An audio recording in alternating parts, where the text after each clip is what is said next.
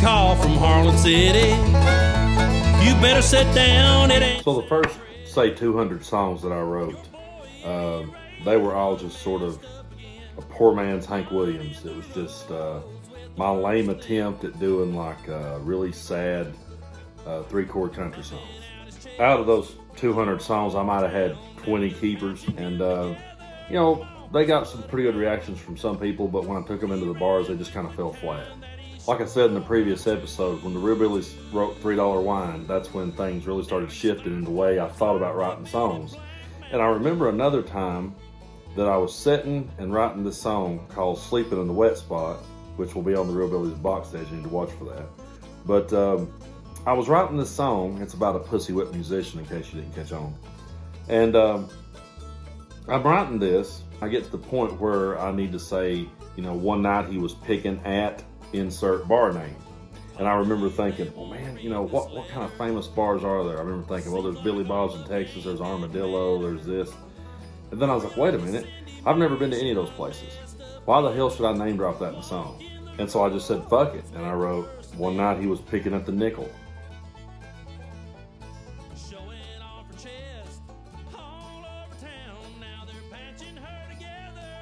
From that point on, I made it a point to just start name dropping the world that I lived in. It was like, why not? And I have actually had people say to me, you should write about places that people know. No one knows where the Wooden Nickel is, and no one knows where the Mary Helen coal mine is. And I'm like, yeah, and no one knew where Copperhead Road was until Steve Earle wrote about it. This was around like 2007, 2008. There wasn't the music scene in Southeast Kentucky that there is today. And so I'm name dropping all these little hollers in Kentucky and all these places. And nowadays it's pretty commonplace. Everybody's got a song about Kentucky.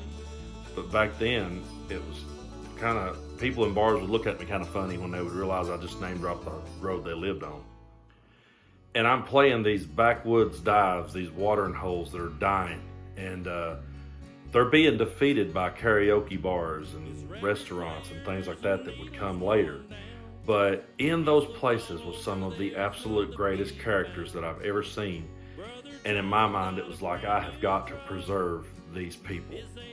There was an old guy in Jellicoe, Tennessee named Ron. I never did know his last name. But Ron would come to every show. He was the first one to come and the last one to leave. And he would always walk up to me. He had a little flask of whiskey in his pocket. And he would always say, if I got whiskey, you got whiskey. Now, I don't know what was in that thing, but it was the absolute worst whiskey I've ever had in my life. But I always said, fuck it, and had a shot with him anyway. And one night they closed the bar down. It's like almost 3 o'clock at this point. The doors are locked, the lights are off, and we're just sitting in there. And he starts just spilling his guts to me on this bar stool, just telling me his whole life story. And I'm just sitting there going, oh God, remember this. You've got to write this down. And when he got done talking to me, I said, you know what, man? I said, that'd make a hell of a song. I said, I'm going to write a song about that. And I said, but don't worry, I'll change the names to protect the guilty. That's what I used to always say. He said, hell no. He said, if you write a song about me, buddy, you better use my real name. And so I did. And so many of these people that I met in these bars worked their way into my songs. And once I had come to the realization that I could write about all these characters and all these things that was going on around me, then I was just walking along constantly with both antennas up, just trying to reel in whatever idea I could find.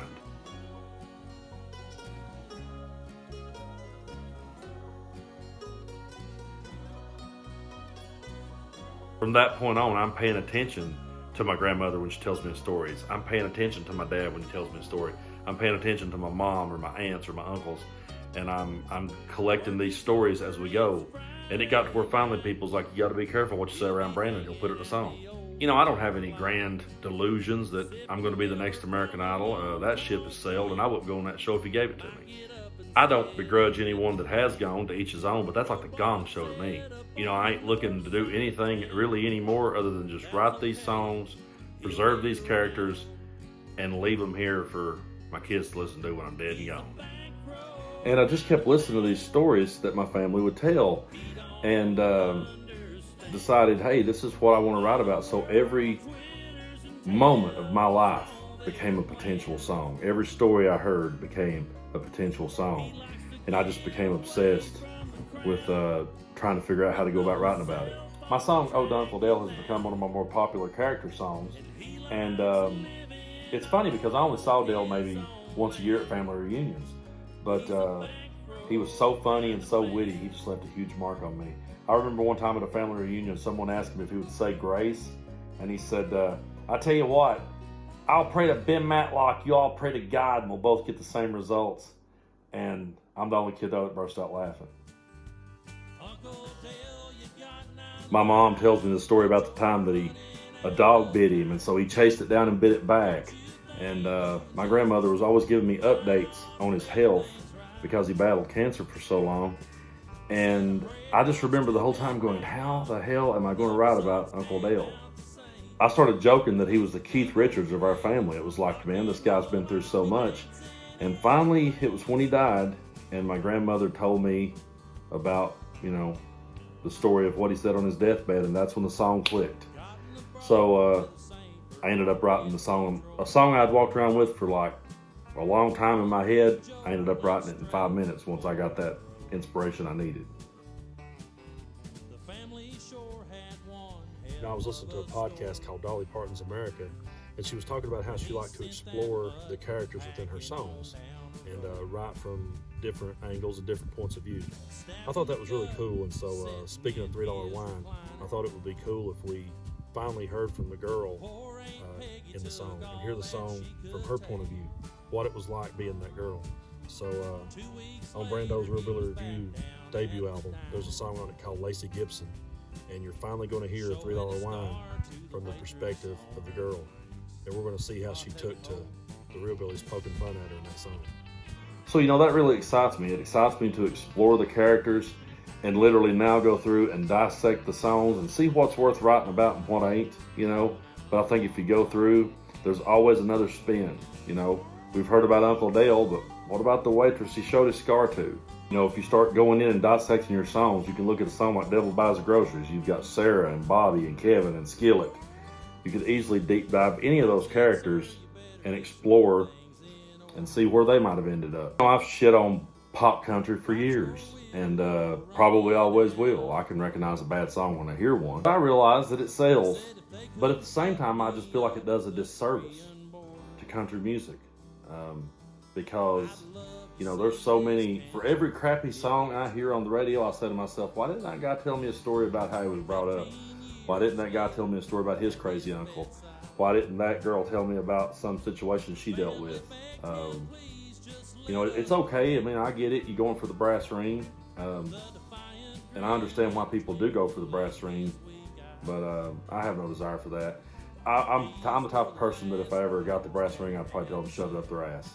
And my characters, they work their way in and out of my songs. And for those that really enjoy what I do and actually listen to my albums, if you listen to Dark Side of the Mountain and Forgotten Appalachia back to back, and you wonder what happened to those two guys in the car in Middlesborough 1974, well, in the early opening of Forgotten Appalachia, you'll hear the answer to that.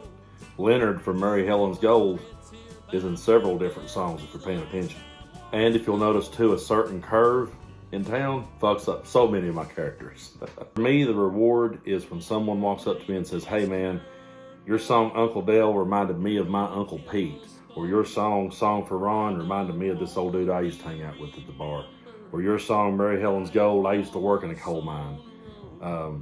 That's my payoff. And that means the world to me when people say that. And I've had my fair share of critics who have said, well, why do you have to talk about the drug addicts? And why do you have to talk about all the drug use in this part of the world? And, to me, that's about as stupid as asking Kurt Sutter why he made a show about a biker gang, or asking him why they made Breaking Bad about a science teacher that decides to make meth. It's a story, for crying out loud. Not every story is sunshine and rainbows. Not every story is, come on girl, slide up in my truck and let me show you this real good stuff. There's a lot of darkness, and it ain't about glorifying the darkness. It's just about, holding it up to the light and letting people see it. So to the characters, to Uncle Dale, to Ron, to the backwoods dives, to the shutdown mines, the miners, the shiners, the addicts, and the survivors, and to Dolly Parton, who once said, find out who you are and do it on purpose.